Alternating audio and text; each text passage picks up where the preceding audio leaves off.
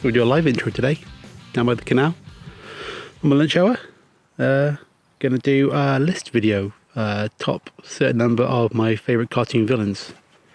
Because I'm nearly 40, so what a better thing to do with my time than list out my favourite cartoon villains. There's a lot of ducks over there.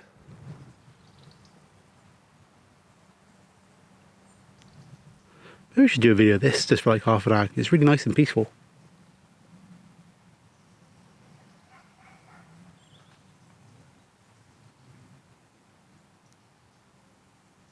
We'll start the video. Mojo Jojo. Gotta love those lovable evil monkeys with huge brains. He's just a great character. Really pitiful, yet really damn cute at the same time. Doc Claw. You only saw his hand. I mean, if so, why was he so memorable? Why was he called Claw when he clearly had a gauntlet? Anyway, I'm glad you didn't see who he was. Well, I always suspected he was the chief. Because, like your parents having sex, there are some things that you should never see. Well, you haven't seen the last of Dr. Claw, Gadget.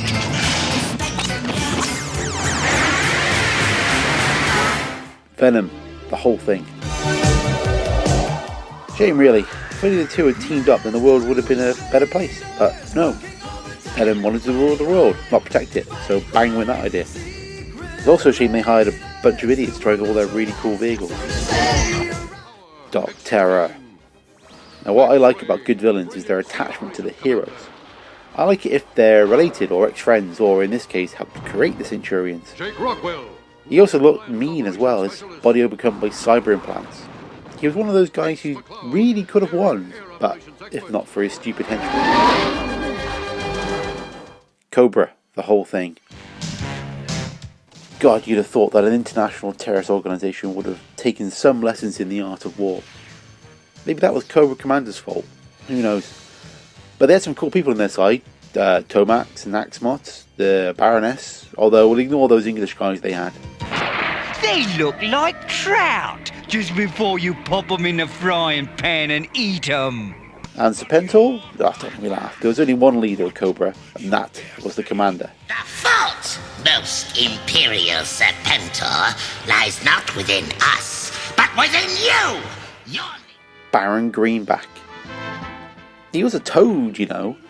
I don't really remember it being played for laughs. He just seemed really sleazy and nasty. The villains around him were used for comedy, but he was just nasty. Just nasty all the time. Bit of a departure from the usual kids' TV villain, to be fair. Destro.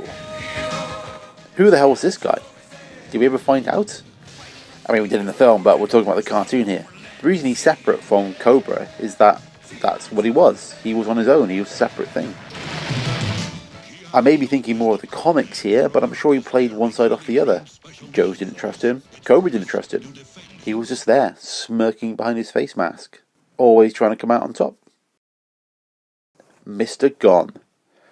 Right, this one's a bit of a departure because whilst the rest of this list are predominantly Saturday morning cartoon villains, this guy isn't. The Max was a more adult cartoon series from the mid-90s, that kind of first mainstream trend of that cartoons could be more than just Saturday morning cartoon shows. So Mr. Gon here, right, the guys on the rest of this are caricatures. They're all larger than life, but this guy's just pure evil, like really evil. Just there being evil. I mean, yeah, just an evil character, but that made him memorable, so, you know, he makes the list. Megatron. He was a gun. The classic Megatron was a gun. At the same time scary, but attractive, you know. You hated him, but you'd feel so cool holding him up. How cool is that? Allowing himself to be used by his subordinates. Pure evil Megatron, and no mistake. Really am surprised Prime lasted as long against him as he did. Skeletor. One of the classic, if not the classic, cartoon villain. He set down all the rules that all the other villains would have to follow. Bumbling sidekicks related to the main hero, Prince Adam's uncle, remember? And so on and so on and so on.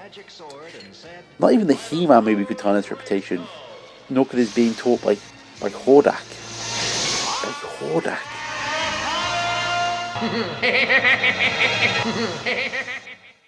So, my number one best ever cartoon villain is none other than Sharkey the Shark Dog. Okay, so he was just protecting his owner. But did that give him any justification to repeatedly chase Eek every time he tried to go near his would-be girlfriend? He's probably the most punk-influenced villain in cartoons, and certainly on this list. However, he gets on the top of the list due to the Apocalypse Now episode of Eek, where Sharkey played the Marlon Brando role. Sharkey? Oh, right. It's me, Sharkey, Eek, from next door. And Annabelle's really worried about you. I've come to take you home. What the heck do you mean I'm just an errand boy sent by Annabelle to collect the bill? Not often you see something like that in a kid's cartoon, and that puts Sharkey at the top.